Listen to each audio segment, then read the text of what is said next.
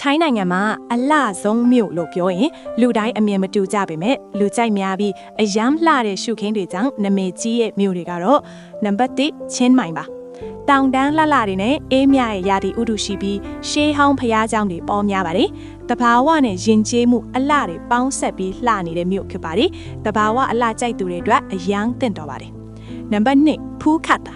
ပြင်လေခန်းကြီးဖြူဖြူရေပြားပြားတွေနဲ့တဘာဝအလှတွေကြောင့်လူကြိုက်များရဲ့ beach တစ်ခုဖြစ်ပါတယ်။ Patong Beach PPINs နဲ့နီးစပ်ပါတယ်။ Sunset view အယမ်းလှပါတယ်။ပြင်လေအလှကြိုက်သူတွေအတွက်အကောင်းဆုံးရွေးချယ်မှုဖြစ်ပါပါ။နံပါတ်3 Krabi ပါ။ကြောက်တောင်တန်းပုံစံထူးခြားပြီး Railay Beach နဲ့နီးပါတယ်။ပြင်လေနဲ့တောင်တန်းပေါင်းဆက်ထားတဲ့တဘာဝအလှကခရီးသည်တွေကိုဆွဲဆောင်ထားပါတယ်။နံပါတ်4အယုဒ္ဓယပါရှေးဟောင်းဖျားเจ้าအပြည့်စီးများနဲ့သမိုင်းဝင်မြို့ဖြစ်ပါတယ်ရှေးဟောင်းယဉ်ကျေးမှုအလော့များစွာရှိတဲ့မြို့ဖြစ်ပါတယ်အယုဒ္ဓယကိုရောက်ရင်ပကံကိုတတိရတယ်လို့ထိုင်းရောက်မြန်မာအချို့စီကအမြဲကြားရလိမ့်ရှိပါတယ်